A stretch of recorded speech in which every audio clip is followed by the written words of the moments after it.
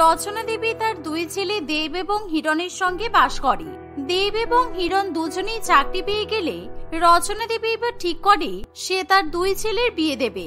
তাই সে দেবের সঙ্গে বড়লোক ঘরের মেয়ে সায়নীর বিয়ে ঠিক করে। অন্যদিকে হিরণ নিজের পছন্দ করা মেয়ে লকেটকে বিয়ে করবে বলে জানায়। এভাবে কিছুদিনের মধ্যেই খুবই ধুমধাম করে তাদের বিয়ে হয়ে যায়। কিন্তু বিয়ের পর সায়নী যেহেতু অত্যন্ত বড়লোক ঘরের মেয়ে, তাই অহংকারে তার মাটিতে পা পড়ে না। একদিন, বৌমা, আমার মাসি শাশুড়ি মা কালকে তোমাদের দুই বউকে বিয়ের পর প্রথমবার বাড়িতে নিমন্ত্রণ করেছে, তাই তোমরা কিন্তু আমার ছেলেদের সঙ্গে কালকে নিমন্ত্রণ খেতে যাবে, কেমন? মা, আমাকে নিমন্ত্রণ করেছে ঠিক আছে, কিন্তু এই ভিখারি ঘরের মেয়েটাকে নিমন্ত্রণ করতে গেল কেন কি জানি। আর ওকে আমার সঙ্গে নিয়ে যেতে মোটেই ভালো লাগবে না। আমি আমার বরের 4 চাকা গাড়ি করে নিমন্ত্রণ খেতে যাব, আর আপনার ছোট ছেলে ছোট বৌমা কিভাবে যাবে সেটা তাদের ব্যাপার। দিদি, তুমি এরকম করে কথা বলো না। আমি মানছি তোমার বর আমার বরের থেকে বেশি টাকা রোজগার করে, তোমার বাপের বাড়ি আমার বাপের বাড়ির থেকে অনেক বড় লোক, কিন্তু তবুও আমরা এখন একই বাড়ির বউ। তাই লোকের সামনে আমাদের মধ্যে যে ভেদাভেদ আছে সেটা কি বুঝতে দেওয়াটা খুব দরকার। এই চুপ করো, বেশি বড় বড় কথা বলো না, কারণ আর বেশি বড় বড় কথা বললে না তোমাকে লকেট করে নিজের গলায় ঝুলিয়ে নেব। আমি আর আমার বর নিমন্ত্রিত বাড়িতে দামি দামি গিফট নিয়ে যাব, আর তুমি সেই একই টাকায় সবকিছু চালিয়ে দিতে চাইছো বলো, যাতে তোমাদের কারোর জন্য কিছু না নিয়ে যেতে হয়। তাই আমি যা বলছি সেটাই হবে। এই বলে সায়নী অর্থাৎ লকেটের বড় যা নিজের ঘরে চলে যায়। আর সে নিমন্ত্রিত বাড়িতে দামি শাড়ি পরে যাবে বলে আলমারি খুলে নিজের জন্য সুন্দর সুন্দর শাড়ি গহনা বেছে নিতে শুরু করে। কারণ সায়নীর বাবা সায়নীকে তত্ত্বে অনেক দামি দামি জিনিসপত্র পাঠায়। অন্যদিকে লকেট খুবই গরিব পরিবারের মেয়ে হওয়ায় সে তত্ত্বে খুব একটা ভালো শাড়ি গহনা পায়নি। তাই সে ঠিক করে যে একটা সাধারণ শাড়ি পরে সে নিমন্ত্রণ খেতে যাবে। পরের দিন সকালবেলা ঘুম থেকে উঠে, আজকে আমি খুব সুন্দর করে সেজে গুজে একটা দামি শাড়ি পরে আমার মাসি শাশুড়ির বাড়িতে নিমন্ত্রণ খেতে যাব, যাতে সকলের চোখ আমার দিকেই থাকে, আর আমার এই গরিব যা কোনো রকম ভাবে যাতে প্রাধান্য না পায়। এই বলে সায়নী ঘুম থেকে উঠেই ভালো করে সাজতে বসে পড়ে। আর অন্যদিকে সে তার বরকে বলে নিমন্ত্রিত বাড়িতে যাওয়ার জন্য দামি দামি শাড়ি এবং গহনা উপহার হিসেবে আনিয়ে রাখে। অন্যদিকে হিরণ এবং লকেট খুব সাধারণভাবে সেজে গুজে নিমন্ত্রণ বাড়িতে যাওয়ার জন্য তৈরি হয়। আর তারা যখন নিমন্ত্রণ বাড়িতে যাওয়ার জন্য রওনা দেবে তখন, দেবদা, বলছি যে আমরা যখন একই জায়গায় নিমন্ত্রণ খেতে যাচ্ছি তখন আমি আর লকেট তোদের গাড়ি করেই চলে যাই বল। বেকার বেকার বাড়ির 2টা গাড়ি তেল পুড়িয়ে কি করবো, তাই না? দেখ ভাই, আমার তাতে কোনো সমস্যা নেই, কিন্তু আমার বউ তোর বউয়ের সাথে কি একই গাড়িতে যাবে? কেননা এমনিতেই বড়লোক পরিবারের মেয়ে, তাই ওর দেমাগও বেশি। সুতরাং ও আমাকে আগে থেকেই বলে দিয়েছে যে আমার সাথে আলাদা গাড়ি করে নিমন্ত্রণ খেতে যাবে, আর আমি সেই গাড়িতে যেন তোর বউকে উঠতে না দিই। কেননা তোর বউ তো গরিব, তাই তুই আর লকেট আলাদা ব্যবস্থা করে নে, বুঝেছিস? এই কথা বলে দেব নিজের গাড়িতে ঢুকে পড়ে। আর তখনই হিরণের বড় বৌদিও গটগট করে গাড়িতে এসে বসে পড়ে, আর সে নিজের বরের সঙ্গে রওনা দেয়। অন্যদিকে হিরণকে তার বউয়ের সঙ্গে আলাদাভাবে নিমন্ত্রিত বাড়ির উদ্দেশ্যে রওনা দিতে হয়। কিছুটা পথ যাওয়ার পর সায়নী তার বরকে বলে, এই দেব, তুমি সুপারমার্কেটের সামনে গাড়িটা দাঁড় করাবে তো, কারণ আমি মাসি শাশুড়ির জন্য দামি দামি মিষ্টি, চকলেট, ফ্রুটস এসব কিছু কিনতে চাই। আর গহনাগাটি উপহার হিসেবে নিয়েছি ঠিকই আছে, কিন্তু একটু মিষ্টি না নিয়ে গেলে হয় নাকি বলো? সায়নীর কথা শুনে তার বর একটা সুপার মার্কেটের সামনে দাঁড়ায়, আর তারা অনেক দামি দামি খাবার দাবার শপিং করতে শুরু করে। সেই সমস্ত জিনিসপত্র নিয়ে তারা আবার গাড়িতে বসে নিমন্ত্রণ বাড়িতে যাওয়ার উদ্দেশ্যে রওনা দেয়। কিছুক্ষণের মধ্যেই তারা দুই ভাই তাদের বউদেরকে নিয়ে কমলা দেবীর বাড়িতে গিয়ে পৌঁছায়। যাক, এতক্ষণে তোরা এসেছিস, তোদেরকে দেখে আমি খুব খুশি হয়েছি।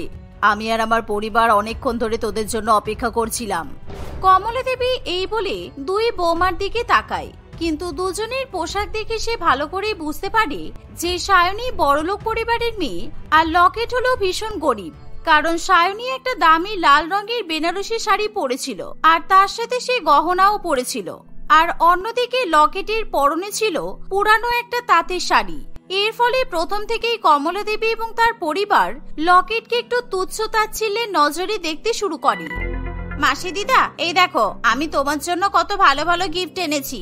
কারণ আমার বিয়ের পর প্রথম আমি তোমার বাড়িতে নিমন্ত্রণ খেতে এসেছি, তাই ফাঁকা হাতে আসলে হয় বলো?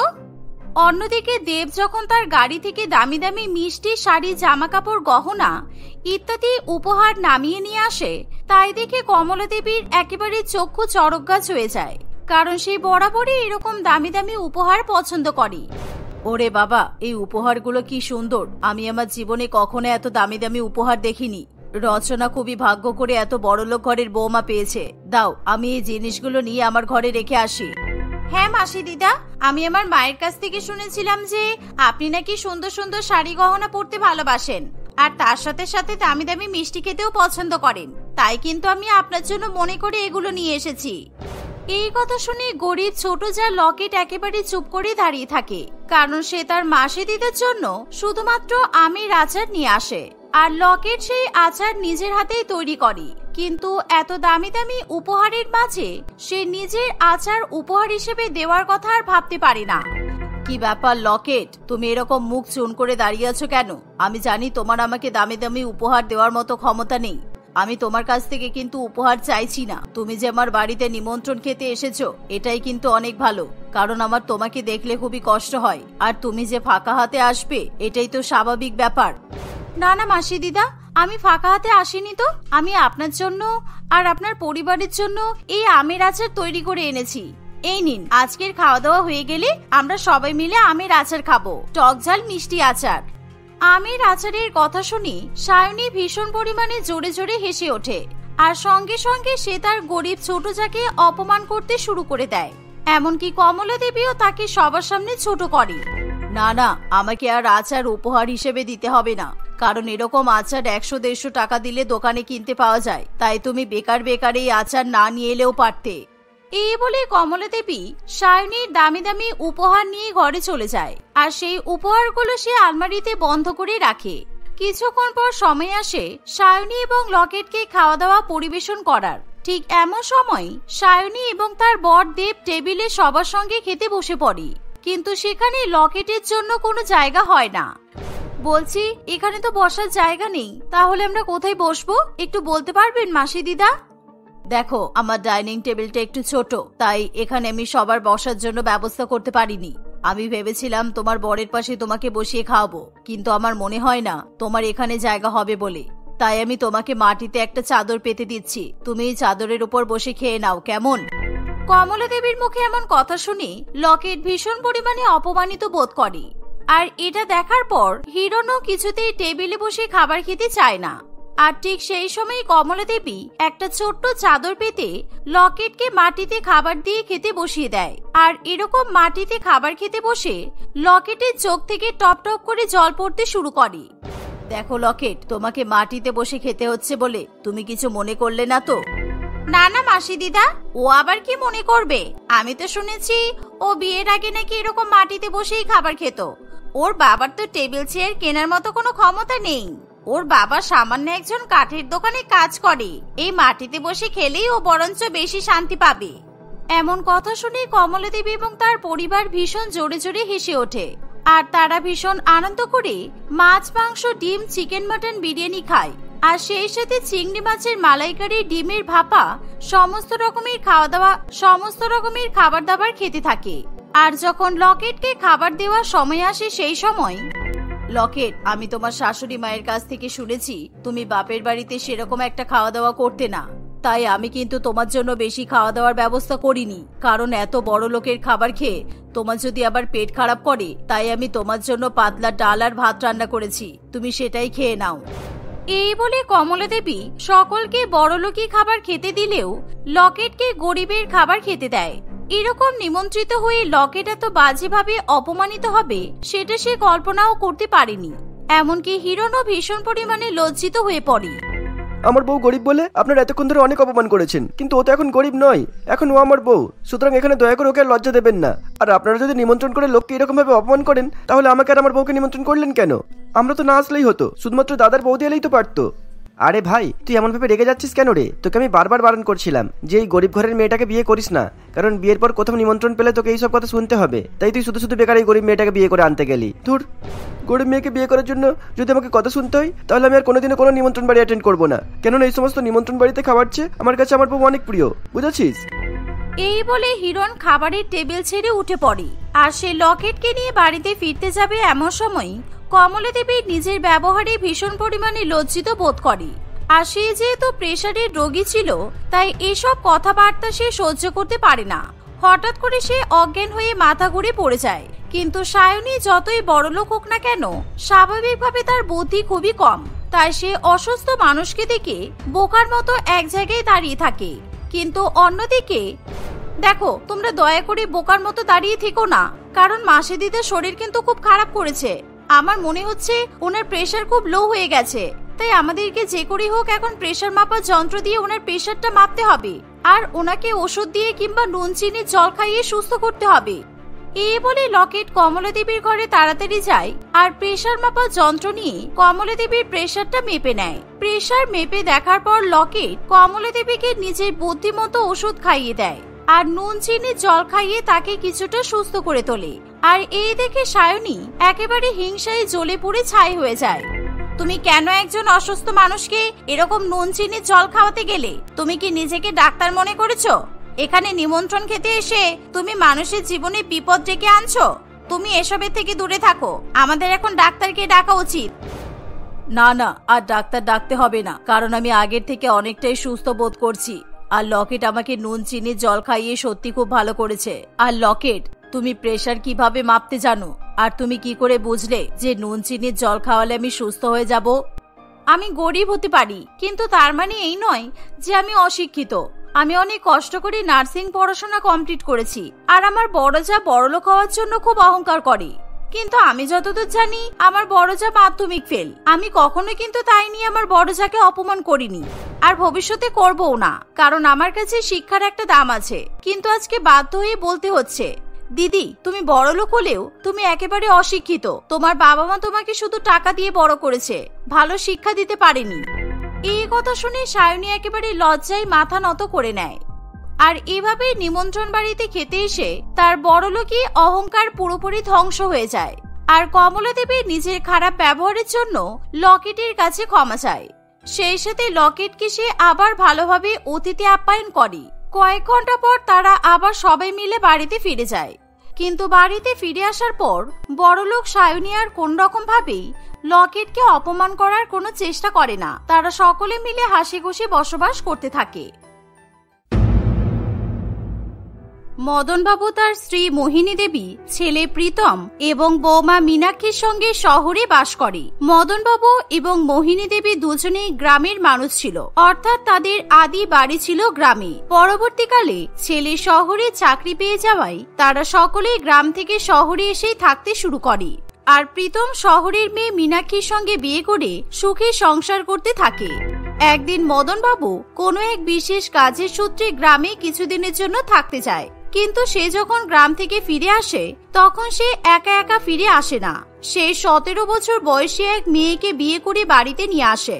আর এই দেখে তার পরিবারের প্রত্যেকেই প্রচন্ড পরিমাণে অবাক হয়। দরজা খুলতে এতক্ষণ সময় লাগে তোমাদের? কি করছিলে তোমরা সবাই? এই গরমের মধ্যে তোমরা আমার নতুন বউটাকে এতক্ষণ ধরে বাইরে দাঁড় করিয়ে রাখলে। দেখো তো লীলা কেমন ঘেমে গেছে। লীলা, তুমি ঘরে চলো, এসি চালিয়ে একটু ঘরে বিশ্রাম করবে। মানে কি হচ্ছে কি এইসব? আমি তো কিছুই বুঝতে পারছি না। এই বাচ্চা মেয়েটা কে? আর এই মেয়েটা এরকম বউ সেজেই বা আছে কেন? তুমি কি আমাদের সঙ্গে মজা করছো? তুমি কি কথা কম বোঝো? আমি তো এখনই বললাম নীলা আমার নতুন বউ। আমি গ্রাম থেকে লীলাকে বিয়ে করে নিয়ে এসেছি। লীলা আজ থেকে আমাদের সঙ্গে এই বাড়িতেই থাকবে। বাবা, আপনি এটা কিভাবে করতে পারেন? 50 বছর বয়সে আপনি এরকম একজন নাবালিক বাচ্চা মেয়েকে বিয়ে করে বাড়িতে নিয়ে এলেন। আপনার কি মতিভ্রম ঘটেছে? বাড়িতে স্ত্রী থাকতেও দ্বিতীয়বার বিয়ে করা আইনত অপরাধ, আপনি জানেন না? তাও আবার এরকম একটা নাবালিক মেয়েকে বিয়ে করা। আমরা চাইলেই কিন্তু আপনার বিরুদ্ধে এখনই কেস করতে পারি।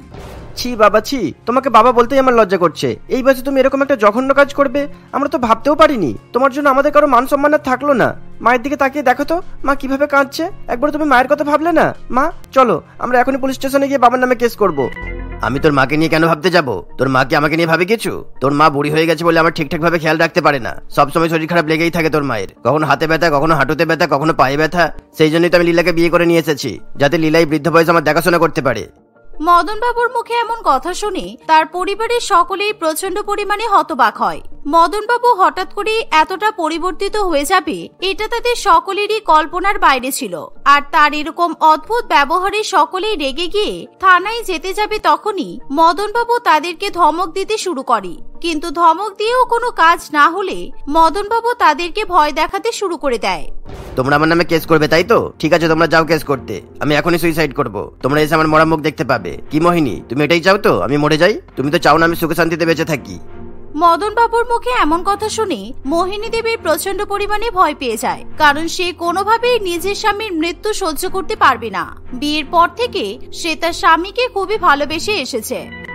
বৌমা, প্রীতম, ছেড়ে দে বাবা, কোনো দরকার নেই কেস করার। এই যে তোমার যেটা ভালো লাগে তুমি সেটাই করো, কিন্তু দেখবে একদিন না একদিন তুমি নিশ্চয়ই তোমার ভুল বুঝতে পারবে।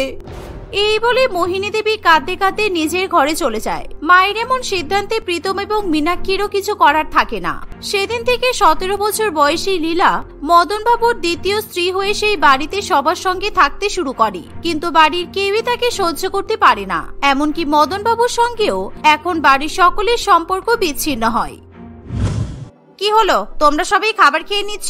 আমাকে আর আমার বরকে তো খাবার খেতে ডাকলেই না তোমরা। কই, আমাদের দুজনকেও খাবার দাও, আমাদের খিদে পেয়ে গেছে। এই যে তোমার জন্য কোনো খাবার রান্না করা হয়নি, তোমার খাবার তুমি নিজে রান্না করে খাবে, আর বাবার খাবারও তুমি রান্না করে দেবে, কারণ বাবা তোমাকে এই বাড়িতে নিয়ে এসেছে বাবার দেখাশোনা করার জন্য। তাই যাও, তোমার কাজ তুমি করো, আমাকে বিরক্ত করো না। ফালতু মেয়ে একেবারে, অল্প বয়সে পেকে গেলে যা হয়। এই, তোমার তো সাহস কম নয়, তুমি তোমার শাশুড়ি মায়ের সঙ্গে এভাবে কথা বলবে? তুমি কি ভুলে গেছো তোমার নিজের শাশুড়ি মায়ের সঙ্গে তুমি যেভাবে সম্মান দিয়ে কথা বলো, আমার সঙ্গেও কিন্তু ততটাই সম্মান দিয়ে তোমাকে কথা বলতে হবে। আমি বয়সে ছোট হলেও সম্পর্কে তোমার থেকে অনেক বড়। কি, তোমার মতো একটা বাচ্চা মেয়েকে এখন মা বলে ডাকতে হবে? কোনোদিনও নয়, কখনো নয়। এখনো পর্যন্ত তোমার বিয়ের বয়স হলো না আর তুমি শাশুড়ি মা হওয়ার চেষ্টা করছো। কি জানি বাবা তোমার মতো নির্লজ্জ মেয়েকে কি দেখে বিয়ে করলো, সেটাই তো আমি এখনো বুঝতে পারছি না। কেন বিয়ে করলো? আমি দেখতে এত সুন্দর, আমার বয়স এত কম, সেই জন্যই তো বিয়ে করেছে। আর তাছাড়া এখন তো বয়স দেখে বিয়ে হয় না। আচ্ছা ছাড়ো, তোমরা আমাদের খাবার বানিয়ে দেবে না তাই তো? ঠিক আছে, আমি তো না খেয়ে থেকে যাব, কিন্তু আমি না খেয়ে থাকলে তোমার শ্বশুর মশাইও কিন্তু কিচ্ছু খাবে না, এটা তো তোমরা সবাই ভালো করেই জানো। বৌমা, এই মেয়ের সঙ্গে তর্ক করে কোনো লাভ নেই, খুবই সাংঘাতিক মেয়ে। এই মেয়েটা তোমাদের বাবাকে খুব ভালো মতো ফাঁসিয়ে নিয়েছে। দাও, এদেরকে খাবারটা দিয়ে দাও। এই, তুমি তোমাদের খাবারটা নিয়ে সোজা ঘরে চলে যাও। কেন ঘরে যাব কেন? আমরা সবাই মিলে একই টেবিলে বসে খাবার খাবো, আমিও তো তোমাদের ফ্যামিলি মেম্বার, আমার সঙ্গে খেলে কি সমস্যা তোমাদের? লীলার মুখে এরকম কথা শুনে প্রীতম প্রচন্ড পরিমাণে রেগে যায়, আর প্রীতম রাগের চোটে খাবার না খেয়ে সেখান থেকে উঠে চলে যায়। কিন্তু তাতেও লীলার কিছু যায় আসে না। লীলা তখনই মদন বাবুকে ডেকে নিয়ে এসে টেবিলে খাবার খাওয়ার জন্য বসে পড়ে, আর এই দেখে মীনাক্ষী এবং তার শাশুড়ি মাও সেখান থেকে উঠে চলে যায়। এরকম ভাবে সময় কাটতে থাকে। একদিন লীলা মদন বাবুকে বলে, কি গো শুনছো? বলছি আমার বাবা মা আমার শ্বশুর বাড়িতে আসবে বলছে, আমি বাবা মাকে আসতে বলে দিয়েছি, কোনো সমস্যা নেই তো তোমার? না না, আমার আবার সমস্যা হবে কেন? তুমি ভালোই করেছো, ওনাদেরও তো মেয়ে শ্বশুর বাড়িতে আসার ইচ্ছা হয়, ওনাদের যতদিন ইচ্ছে এখানে থাকতে পারেন, কোনো সমস্যা হবে না। এই শুনে লীলা খুবই খুশি হয়। লীলা তখনই ফোন করে তার বাবা মাকে নিজের শ্বশুর বাড়িতে ডেকে নেয়। বাবা মাকে দেখে লীলা প্রচন্ড পরিমাণে খুশি হয়। এই যে তুমি হা করে দাঁড়িয়ে আছো কেন? বাবা মা এসেছে, তুমি তাড়াতাড়ি বাজার করে নিয়ে এসো। আর হ্যাঁ, আমার বাবা মা কিন্তু মাছ মাংস খেতে ভালোবাসে, তাই তুমি বাজার থেকে বেশি বেশি করে মাছ মাংস কিনে নিয়ে এসো। আচ্ছা ঠিক আছে, তুমি আমাকে বাজারের ব্যাগটা দাও, আমি এখনই বাজার করে নিয়ে আসছি। এই বলে মদন বাবু বাজার করতে চলে যায়। সে বাজার থেকে মাছ মাংস এবং আরো অনেক কিছু ভালো ভালো খাবার কিনে নিয়ে আসে। আর লীলা তখনই রান্নাঘরে গিয়ে তার বাবা মায়ের জন্য মাছ মাংস রান্না করতে শুরু করে। কিন্তু প্রীতম এবং তার পরিবারের সকলেই ভেজিটেরিয়ান ছিল, অর্থাৎ তারা আমিষ জাতীয় কোনো খাবারই খেত না। আর আজকে তাদের বাড়িতে মাছ মাংস রান্না হওয়ায় মাছ মাংসের আষ্টে গন্ধ সারা বাড়িতে ছড়িয়ে পড়ে। এর ফলে তাদের সকলেরই গা গোলাতে শুরু করে, বিশেষ করে মোহিনী দেবীর। বৌমা, এত বাজে গন্ধ বেরোচ্ছে কোথা থেকে বলো তো? মনে হচ্ছে কেউ মাছ রান্না করছে। পাশের বাড়িতে নাকি বলো তো? পাশের বাড়িতে নয় মা, আপনার বাড়িতে। শুধু আপনার বাড়িতে নয়, আপনার রান্নাঘরে। ওই লীলার বাবা মা এসেছে, তাই লীলা ওর বাবা মায়ের জন্য মাছ মাংস রান্না করছে। শুধু তাই নয়, বাবা নিজের হাতে বাজার থেকে মাছ মাংসগুলো কিনে এনেছে। এই শুনে মোহিনী দেবী প্রচন্ড পরিমাণে অবাক হয়। সে কিছু বলতে যাবে তখনই সেখানে মদন বাবু চলে আসে। কি গো, তুমি এতটা পরিবর্তিত হয়ে যাবে আমি তো এটা ভাবতেই পারিনি। তুমি আজ পর্যন্ত কখনো মাছ মাংস মুখে তোলনি, এমনকি তুমি এর আগে মাছ মাংস স্পর্শ পর্যন্ত করনি, আর এখন তুমি সেই হাত দিয়ে বাজার থেকে মাছ মাংস কিনে আনছো। ওই মেয়েটা কি জাদু করেছে বলো তো তোমার উপর, যে তুমি ওর কথাই উঠতে বসতে শুরু করেছো? ফালতু কথা বলবে না মোহিনী। কি হয়েছে, মাছ মাংস কিনে এনেছি তাতে? আমার নতুন শ্বশুর মশাই শাশুড়ি মা বাড়িতে এসেছে, তাদের আপ্যায়ন করা আমার কর্তব্য। আর তাছাড়া লীলা আমাকে বললে আমি মাছ মাংস খেতেও রাজি আছি। আমার ইচ্ছা আমি কি খাবো না খাবো সেটা আমার ব্যক্তিগত ব্যাপার, বুঝেছো? এই বলে মদন বাবু সেখান থেকে চলে যায়। মদন বাবুর এরকম আচরণে মোহিনী দেবী প্রচন্ড পরিমাণে কষ্ট পায়, তাই সে ভীষণ পরিমাণে কান্নাকাটিও করতে থাকে। এভাবেই আরো কিছুদিন কাটে, কিন্তু লীলার বাবা মা কিছুতেই সেই বাড়ি থেকে যেতে চায় না। একদিন সকালবেলা, কই গো মীনাক্ষী, তাড়াতাড়ি এক কাপ চা করে দাও। সকাল সকাল চা না খেলে কিছুতেই যেন দিনটা শুরু হতে চায় না। তাড়াতাড়ি চা দাও। চা খাবে? কিন্তু তুমি তো আবার দুধ চা ছাড়া অন্য কোনো চা খেতে চাও না। এখন চা খেতে হলে তোমাকে কিন্তু লিকার চা খেতে হবে, কারণ বাড়িতে দুধ নেই, শেষ হয়ে গেছে। দুধ নেই মানে? আমি তো কালকে রাতে 2 লিটার দুধ এনেছি। সকাল হতে না হতেই 2 লিটার দুধ শেষ হয়ে গেল কিভাবে? কি করেছো তুমি অত দুধ? পায়েস বানিয়েছো নাকি? আরে না, আমি কিছু করিনি। ওই লীলার বাবা মা 2 লিটার দুধ খেয়ে ফেলেছে। বলছিল নাকি গ্রামের দুধের থেকে শহরের দুধ খেতে অনেক বেশি সুস্বাদু। এমন ভাবে ঢকঢক করে 2 লিটার দুধ খেয়ে নিল, ওদেরকে দেখে মনে হচ্ছিল ওরা এর আগে কখনোই দুধ খায়নি। এই শুনে প্রীতম প্রচন্ড পরিমাণে রেগে যায়। অনেক হয়েছে, আর নয়। যেই থেকে ওই লীলার ওর মামাদের বাড়িতে এসেছে সেই থেকেই আমাদের জীবনটা একেবারে তছনছ হয়ে গেছে। আর কিছুতেই ওদেরকে সহ্য করা যাচ্ছে না। আমি এখনই বাবার সঙ্গে কথা বলবো। এই বলে প্রীতম তখনই চিৎকার করে সবাইকে সেখানে ডাকে। বাবা, আমরা আর কিছুতেই তোমাদের সঙ্গে থাকতে পারবো না। আমি আমার বউ আর মাকে নিয়ে বাড়ি ছেড়ে চলে যাব। তোমরা তোমাদের মতো থাকবে আর আমরা আমাদের মতো থাকবো। তোমাদের সঙ্গে আমরা কোনো সম্পর্ক রাখতে চাই না। যাক বাবা, বাঁচা গেল। আর এমনিও তোমাদের সঙ্গে থাকার কোনো ইচ্ছা নেই আমার। তোমাদেরকে দেখলেই আমার গা জ্বালা করে। যাও, দরজা খোলা আছে, নিজেদের জিনিসপত্র নিয়ে কেটে পড়ো। এই, তুমি মাঝখানে কথা বলবে না বলে দিলাম। তুমি কে? তোমাকে আমি চিনি না, বুঝেছো? আমি আমার বাবার সঙ্গে কথা বলছি। আর তাছাড়া আমি এমনি বাড়ি থেকে কেন বেরোবো? বাবা, তোমার সম্পত্তির অর্ধেক অংশ আমার নামে লিখে দাও। সম্পত্তির ভাগ নিয়ে তবে আমরা এই বাড়ি থেকে বেরোবো, তার আগে নয়। ঠিক আছে ঠিক আছে, আমরা প্রত্যেকদিন এই ঝগড়া ঝামেলা ভালো লাগছে না। আমিও লীলার সঙ্গে সুখে সংসার করতে চাই। আমি এখনই লয়ারকে ফোন করছি। তোমরা বাড়ি ছেড়ে চলে গেলে না আমার কিচ্ছু যায় আসে না, বুঝেছো? এই বলে মদন বাবু উকিলকে ফোন করতে চলে যায়। অন্যদিকে লীলা এবং তার বাবা মা সকলের আড়ালে গিয়ে নিজেদের মধ্যে কথা বলতে শুরু করে। কি রে লীলা, মদন কি বলছে? মদন তো সম্পত্তি 2 ভাগ করবে। এবার কি হবে রে? আমরা তো ভেবেছিলাম বিয়ের পর মদনের সমস্ত সম্পত্তির মালকিন তুই হবি, তারপর সারাটা জীবন আমরা ওই সম্পত্তি ভোগ করতে পারবো। কিন্তু এখন তো দেখছি তুই তো শুধুমাত্র অর্ধেক সম্পত্তি পাবি। হ্যাঁ বাবা, আমি সেটা নিয়েই ভাবনা চিন্তা করছি। তবে তোমরা চিন্তা করো না, আমি কিছু না কিছু ব্যবস্থা তো করবই। দরকার পড়লে ওই মদন আর ওই মদনের পুরো পরিবারকে আমি উপরে পাঠিয়ে দেব। আর তারপর এদের বাড়ি গাড়ি সম্পত্তি সমস্ত কিছু আমাদের হবে। এমনি ওই বুড়োর সঙ্গে থাকতে আমার আর ভালো লাগছে না। ওই বুড়ো মরে গেলে আমি একটা কম বয়সী ছেলে দেখে বিয়ে করব বাবা। লীলার কথা শুনে তার বাবা মা দুজনেই খুবই খুশি হয়, কিন্তু তারা জানে না মীনাক্ষী জানালার বাইরে থেকে লুকিয়ে লুকিয়ে সমস্ত কিছুই ভিডিও রেকর্ডিং করছে। মীনাক্ষী তখনই লীলা এবং তার পরিবারের মুখোশ খুলে দেওয়ার জন্য সেই ভিডিও রেকর্ডিং নিয়ে তার শ্বশুর মশাইয়ের কাছে চলে যায়। বাবা, এই ভিডিওটা একবার দেখুন তো। আপনি কত বড় ভুল করেছেন আপনার কোনো ধারণা নেই। দেখুন এই বাচ্চা মেয়েটা আপনাকে কিভাবে ফাঁসিয়েছে। লীলার বাবা মা শুধুমাত্র নিজেদের মেয়েকে ব্যবহার করছে আপনাকে লুটে নেওয়ার জন্য। মদন বাবু সেই ভিডিও রেকর্ডিং দেখে আঁতকে ওঠে। এ কি? এই তার মানে আমাকে প্রেমের জালে ফাঁসিয়ে বিয়ে করেছে যাতে আমার সম্পত্তি ওরা ভোগ করতে পারে? শুধু তাই নয় বাবা, ওরা আপনাকে আর আপনার পরিবারকে উপরে পাঠানোর প্ল্যানিং করছে। আপনি এখনই ওদেরকে ঘাট ধাক্কা দিয়ে এই বাড়ি থেকে বের করে দিন। এমনিও আপনাদের কোনো রেজিস্ট্রি হয়নি, কারণ লীলার বয়স তো এখনো 18 বছর হয়নি। তাই আপনি যদি ওকে বাড়ি থেকে তাড়িয়ে দেন তাহলে কিন্তু ও কিছু করতেই পারবে না। এই শুনে মদন বাবু তখনই সেই বাড়ি থেকে লীলা এবং তার পরিবারকে ঘাট ধাক্কা দিয়ে তাড়িয়ে দেয়। আর এই দেখে প্রীতম এবং তার মা দুজনেই প্রচন্ড খুশি হয়। মদন বাবু নিজের ভুলের জন্য ভীষণ পরিমাণে লজ্জিত বোধ করে, তাই সে হাত জোড় করে সকলের কাছে ক্ষমা চায়।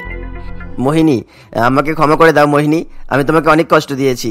জানি না কিভাবে আমি ওই মেয়েটার ফাঁদে পড়ে গিয়েছিলাম, কিন্তু আজকের পর থেকে আমি তোমাকে কোনো কষ্ট দেব না। পারলে আমাকে ক্ষমা করে দাও। এই দেখে মোহিনী দেবীও খুবই খুশি হয়। এভাবে শুধুমাত্র মীনাক্ষীর প্রচেষ্টার জন্য তাদের সংসার ভাঙতে ভাঙতে আবার বেঁচে যায়। মীনাক্ষীর প্রচেষ্টায় মোহিনী দেবী আবার নিজের স্বামীকে ফিরে পায় আর তারা আবার সকলে মিলে হাসি খুশি বসবাস করতে শুরু করে।